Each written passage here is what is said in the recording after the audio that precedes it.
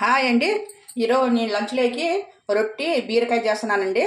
నేను ఎలా చేస్తానో చూడండి, చాలా బాగుంటుంది టేస్ట్.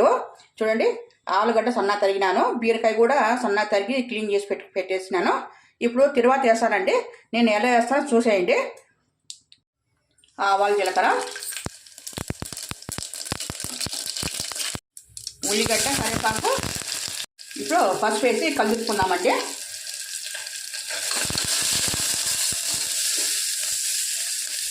చూడండి, కొంచెం మగ్గింది. ఇప్పుడు ఆలుగడ్డ వేసుకున్నాం. ఫస్ట్ చూడండి, ఆలుగడ్డ వేసేస్తున్నాను. ఆలుగడ్డ కొంచెంసేపు మగ్గించుకున్నామండి. కొంచెంసేపు మగ్గినాక బీరకాయ వేసుకున్నాము. కొంచెంసేపు కలుపుకున్నాం. బాగా కలిపి కొంచెం మూత వేసి మగ్గించుకున్నామండి.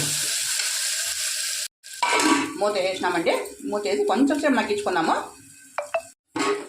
చూడండి, ఇప్పుడు ఆలుగడ్డ మగ్గిపోయిందండి. చూడండి, బాగా మగ్గిపోయింది. ఇప్పుడు బీరకాయ వేసుకుందామండి. బీరకాయ వేసి కారం వేస్తున్నాను, అల్లం వెల్లుల్లి పేస్టు, కొబ్బరి వేస్తున్నానండి. ఇప్పుడు టమాటో పండు, ఉప్పు వేసినానండి. ఉప్పు వేసి బాగా కలుపుకుందామండి. ఇది బాగా మసాలా అంతా మగ్గిపోవాలండి. పచ్చివాసన పోయేంత వరకు సన్న మంట మీద మగ్గించుకుందాం. మూత వేసి మగ్గించుకున్నామండి. ఇప్పుడు చూడండి, కూర ఇంకా కొంచెంసేపు మగ్గాలండి. ఇది ఇంకొక 5 నిమిషాలు. ఎంత మగ్గితే అంత బాగుంటుందండి. లేకపోతే మసాలాలన్నీ పచ్చివాసన వస్తాయండి. మా ఊళ్ళో అయితే ఎండలు విపరీతంగా కాస్తున్నాయండి. జనవరి లాస్ట్ నుంచే ఎండలు ఎక్కువైపోయినాయి. చాలా ఘోరంగా ఉన్నాయండి. స్టార్టింగ్గా ఇట్లుంటే మళ్ళీ మార్చి, ఏప్రిల్ కల్లా ఎట్లుంటాయి ఎండలో తలుచుకుంటేనే భయం వేసేస్తుందండి. మరి మీ ఊళ్ళో కూడా ఇలాగే ఉన్నాయండి ఎండలు. ఈసారి చాలా జాగ్రత్తగా ఉండాలండి.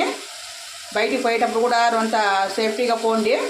తగినట్టు నీళ్ళు తాగండి. బాగా ఎంత నీళ్ళు తాగితే అంత ఆరోగ్యానికి మంచిది కదండి. తగినట్టు నీళ్ళు తాగుతూ ఉండండి.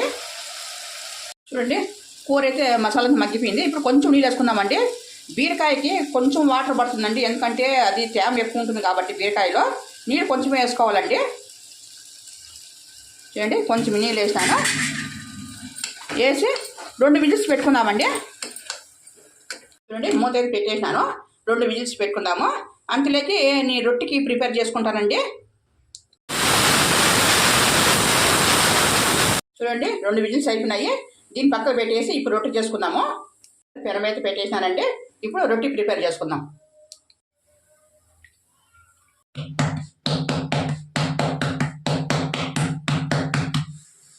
చూడండి, రొట్టె అంటే రెడీ అయిపోయింది. ఇప్పుడు కాల్చుకున్నాము రొట్టె.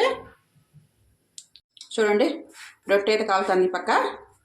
ఈ పక్క అన్నం ఉడుకుతుందండి. ఈ పక్క రొట్టె కాలుతుంది. మాకు అన్నిటికంటే చపాతీలు, పూరీలు కంటే మాకు జొన్న రొట్టెలే చాలా ఇష్టం అండి. మా సైడ్ అంతా అంతేనండి, జొన్న రొట్టెలు ఎక్కువ తింటారు. అమ్మోళ్ళ సైడ్ ఉన్నప్పుడు ఎక్కువ ఎప్పుడన్నా చపాతీ చేసుకుంటా అంటే నేను పెళ్ళైనాకనండి జొన్న రొట్టెలు చేసేది నేర్చుకున్నాను.